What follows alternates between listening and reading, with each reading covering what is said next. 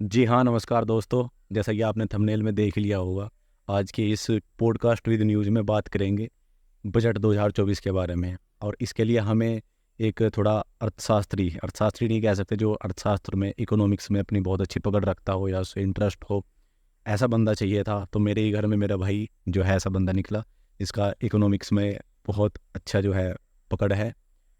तो आयुष जी, स्वागत है आपका हमारे चैनल में। जैसे हमने पहले भी एक चैनल स्टार्ट किया था जो पॉडकास्ट था, लेकिन ये हमारा एक न्यूज़ एंड पॉलिटिक्स का जो है चैनल है। तो सबसे पहले तो आप ये बताइए, हर लोकसभा चुनाव में, हर विधानसभा चुनाव में, मोदी जी के हर एक भाषण में सिर्फ 2 या 3 बातें आपको सुनने को मिली है। भारत अब बहुत आगे बढ़ रहा है, बहुत आगे बढ़ रहा है। और जीडीपी ग्रोथ हो रही है। अर्थव्यवस्था जो है 5वें नंबर की विश्व में हो रही है। तो आप सबसे पहले तो ये बताइए, अर्थव्यवस्था होती क्या है, ये काम कैसे करती है, और ये जीडीपी का मतलब होता क्या है। और आपको बता दूं कि जो हमारे व्यूअर है वो देहात से जो है बिलोंग करते हैं। आप शुद्ध हिंदी में और आसान भाषा में समझाइए, जीडीपी अर्थव्यवस्था होती क्या है। देखिए, जहाँ तक मोदी जी के कहने की बात है, वहाँ तक उनका कहना कुछ हद तक सही है कि भारत जो है अभी विश्व के 5वें नंबर पर जीडीपी ग्रोथ के मामले में है। जी। तो उसके अंदर हम जीडीपी को हम कह सकते हैं कि एक देश के अंदर जितनी भी किसी भी चीज की उत्पत्ति हो रही है, चाहे वो कॉर्पोरेट सेक्टर के अंदर के प्रोडक्ट्स हों, एग्रीकल्चर का सामान हो, जो भी प्रोडक्ट उत्पन्न हो रहा है और उसकी जो भी वैल्यू होती है, उसे हम एक देश की जीडीपी बोलते हैं, जिसे हम बोलते हैं ग्रोस डोमेस्टिक प्रोडक्ट। यानी कि आपके घर के अंदर कितना उत्पादन हुआ है, उसे हम जीडीपी बोलते हैं। तो ये तो हुई जीडीपी। इसके बाद आपने बात की कि अर्थव्यवस्था क्या होती है। अर्थव्यवस्था को हम कह सकते हैं सिंपल भाषा में कि ये एक इकोनॉमिक्स है, जिससे हम कह सकते हैं कि अगर हम अपने घर का नॉर्मल एग्जांपल लें कि हम अपने घर की अर्थव्यवस्था यानी कि घर खर्च को या अपने पैसे को कैसे चला रहे हैं, तो इसी बारे में अर्थव्यवस्था के लिए हम कह सकते हैं कि देश के अंदर पैसा कैसे काम करेगा, देश के अंदर पैसे का क्या उपयोग होगा, कहाँ से पैसा आएगा, कैसे उसे बढ़ाया जाएगा, कैसे उसे देश की तरक्की के लिए यूज किया जाए। तो ये हुई अर्थव्यवस्था। और जैसा कि अभी आपने देखा होगा कि चुनाव जब से चल रहा है और चुनाव के बाद से और अब तक सब लोगों के मुंह पर, और खास करके हमारी वित्त मंत्री, उनके मुंह पर सिर्फ एक ही बात है, और हमारे मोदी जी के मुंह पर भी, कि नया बजट, नया बजट, नया बजट। बजट में होगा क्या? तो इस बार जो हमारा बजट आया है वो काफी अच्छा बजट है, जिसके अंदर भारत सरकार ने अब की बार 48 लाख करोड़ का बजट पास किया है। तो अगर इसे आंकड़े के हिसाब से देखें तो बहुत बड़ा आंकड़ा है, जिसके अंदर उन्होंने, जैसा कि उन्होंने इस चुनाव में अपनी बहुत सी वोटें खोई है, जाहिर सी के आधार पर उन्होंने युवाओं के लिए बहुत कुछ सोचा है। युवाओं के लिए उन्होंने अब की बार वादे किए हैं कि 1 करोड़ युवाओं को इंटर्नशिप्स दी जाएंगी, वो भी दुनिया की 5 सबसे बड़ी कंपनियों में, जिन्हें हम बोलते हैं MNCs, Google, Amazon, Microsoft, PayPal, और इनके साथ लगती है टाटा कंज्यूमर्स। तो इनके अंदर इंटर्नशिप्स का वादा है और 5,000 रुपये महीना का स्टाइपेंड देने का वादा किया गया है। ये बात हुई हमारे युवाओं की। बिल्कुल। इसके बाद हम आते हैं कि इस बार जो है सबसे बड़ा हिस्सा बजट का कहाँ दिया जा रहा है। तो बजट का इस बार सबसे बड़ा हिस्सा, जो कि होता है 12%, वो लगाया जा रहा है भारत के डिफेंस के उस पर। क्योंकि जब से मोदी जी सरकार में आए हैं, 10 साल से हम लोग ये देख रहे हैं कि जब से मोदी जी की सरकार हुई है, डिफेंस इंडिया का बहुत ही आगे बढ़ चुका है। इंडिया अभी वर्ल्ड में 3rd नंबर पर हो चुका है मिलिट्री फोर्सेस के उसमें, और बहुत सी अच्छी डील्स भी की जा रही हैं। अभी कुछ मेरे ख्याल में इजरायली एयरक्राफ्ट्स की डील हुई है, जिसके अंदर 50 to 60 एयरक्राफ्ट्स की अभी डील लॉक हो चुकी है। बस अभी उसका पास होना और उसके पेपर वर्क अभी बाकी हैं, तो वो सब हो चुका है। और इस बजट में खास ध्यान दिया गया है बिहार के ऊपर, जैसा कि वो उनके सबसे बड़े एलाइज है।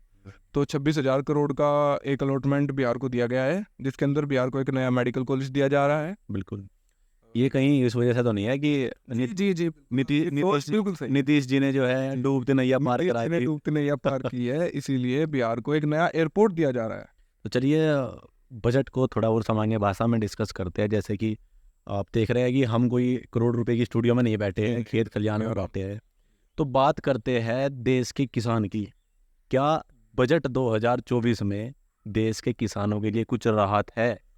जी, राहत तो मैं नहीं कहूँगा, लेकिन किसानों की बात जरूर की गई है। और जो किसान की अब की बार बात की गई है, उसमें मोदी सरकार का कहना है कि हम इस बार के बजट से 1.26 लाख करोड़ जो है किसान के लिए अलॉट करते हैं, और उस अलॉटमेंट के अंदर उनका जो तो ये पिछले वित्तीय बजट से ज़्यादा है या कम है? ज़्यादा है। ओके। तो ये पिछले वित्तीय बजट से ज़्यादा भी है, और इस बार उनका कहना है कि आने वाले 2 सालों के अंदर हम 1 करोड़ किसानों को नेचुरल फार्मिंग करना सिखाएंगे।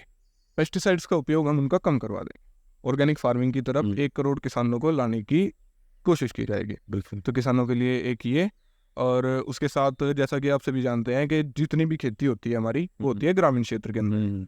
तो उसके अंदर जो है ग्रामीण क्षेत्र के डेवलपमेंट के लिए भी बात की गई है, जिसके अंदर अभी कुछ मेरे ख्याल में एग्रीकल्चर के कॉलेजेस खोलने की भी बात चल रही है, और उसके साथ एग्रीकल्चर कॉलेजेस के अंदर अलॉट किए जाएंगे गाँव में जा करके, जैसा कि मैंने अभी बताया, 1 करोड़ किसानों के लिए अभी उन्हें ऑर्गेनिक फार्मिंग सिखाने के लिए कुछ व्यवस्थाएं की जाएंगी सरकार की तरफ से। तो ये बात हुई हमारे एग्रीकल्चर की। तो आम आदमी की बात कर लेते हैं, क्योंकि जी सबसे कोई भी योजना हो, कोई भी पॉलिसी हो, कोई भी बजट हो, सरकार की नीति यही रहती है कि वो आम आदमी के लिए थोड़ा बेनिफिशियरी साबित हो।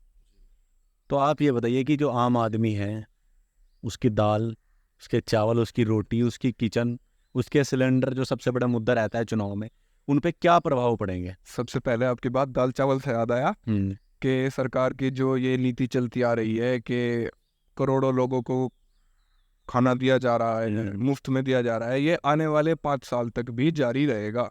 अच्छा, जो फ्री राशन की योजना है, फ्री राशन की योजना उसी तरीके से जारी रहेगी, और उसके साथ ग्राम विकास आवासीय योजना के अंदर भी नए घरों का निर्माण होगा, जिसमें कि 30% शहरों के अंदर होगा, 70% अब की बार ग्रामीण क्षेत्र के अंदर होगा। अच्छा, एक बात और निकल के आई थी, आपने थोड़ा सुना हो, पहले तो आप मुझे ये बताइए, इस साल का जो बजट है, इस सत्र का जो बजट है, खुला खर्चा है या मुट्ठी बंद का है? जी देखिए, खर्च तो ये खुला खर्च है ना। अभी कुछ बात आई थी कि जब किसानों ने मांग उठाई थी कि हमें लगभग 21 से 22 जो फसल है उनकी MSP चाहिए, तो कुछ मैं नाम ही ले देता हूँ, गोदी पत्रकार जैसे सुधीर चौधरी जी रोज 9 बजे आके बताते थे कि अगर किसानों को इन फसलों की MSP दे दी गई तो देश के बड़े खजाने पर असर होगा। और अभी आप कह रहे हैं कि जो बजट 2024 है इस सत्र का, वो बिल्कुल खुला खर्चा है, तो अब क्या देश के खजाने पर बिल्कुल असर नहीं होगा? जी देखिए, देश के खजाने पर असर तब होगा जब देश के पास खजाना हो। सबसे बड़ी बात ये, एक अर्थशास्त्री की यही बात बढ़िया लगती है। जिस समय कि आप सोच रहे हैं कि 48,000 करोड़ जो है, 48 लाख करोड़ जो है, ये बजट सरकार अपने पुराने महाराजाओं की तरह अगर कहें कि ट्रेजरी खोल कर आपको देगी कि खजाना है भारत का, लीजिए, इसके अंदर जो है अब की बार भारत सरकार इतना लोन उठाएगी, वो भी वर्ल्ड बैंक से, कि जिससे उतारना अभी टाइम्स ऑफ इंडिया के अनुसार अगले 20 साल तक हम नहीं उतार। मतलब आपका मोटा मोटा अगर सामान्य भाषा में बोले, कहना ये है कि जो भी ये बजट होगा, ये जब अप्लाई होगा जब भारत कर्ज उठाएगा। जी बिल्कुल। तो ये जो टीवी में चलते हैं कि जो अभी जी हमारे जो है अर्थशास्त्री है और वित्त मंत्री भी है, जो अब वर्तमान में है, बिल्कुल, तो कहीं ना कहीं वे जब एक बजट का जो बैग